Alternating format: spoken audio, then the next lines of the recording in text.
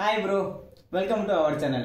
நம்ம இந்த வீடியோல GTNT சிம்பல்ல parallelism சிம்பல் பத்தி பார்த்திடலாம்.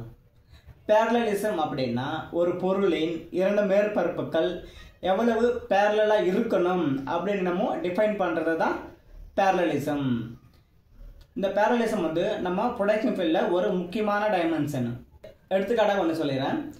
இப்போ ஒரு பொருள், இந்த ஒரு பொருளின் மேற்பரப்புகள், இதுவும் ஒரு மேற்பரப்பு, இதுவும் ஒரு மேற்பரப்பு.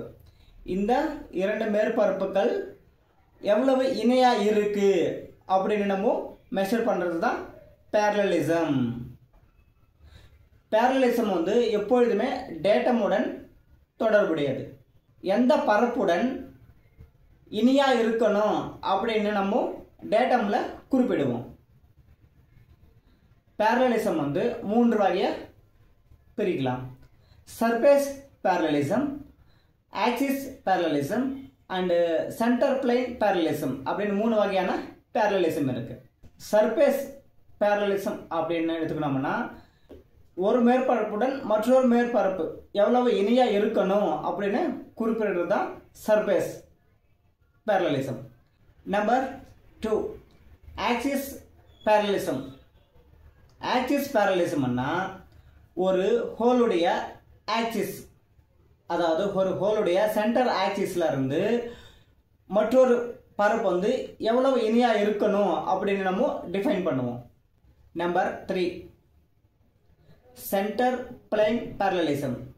இது வந்து சென்டர் பிளேன், அதாவது மையத்தளம்னு சொல்லுவோம் பார்த்தீங்களா, அந்த மையத்தளத்துல இருந்து ஒரு மேற்பரப்பு எவ்வளவு இணையா இருக்கணும் அப்படின்னு டிஃபைன் பண்றது தான் சென்டர் பிளேன் parallelism அப்படின்னு சொல்லுவோம். parallelism உடைய வார்னிங் அப்படின்னு பார்த்தோம்னா, நம்பர் 1, parallelism வந்து எப்பவுமே டேட்டமோட தான் நம்ம குறிப்பிடணும். நம்பர் 2 வந்து parallelism வந்து பிளாட்னஸோட நம்ம மிக்ஸ் பண்ணக்கூடாது. நம்பர் 3 வந்து தவறான டாலரன்ஸ்கள் வந்து நம்ம பயன்படுத்தக்கூடாது.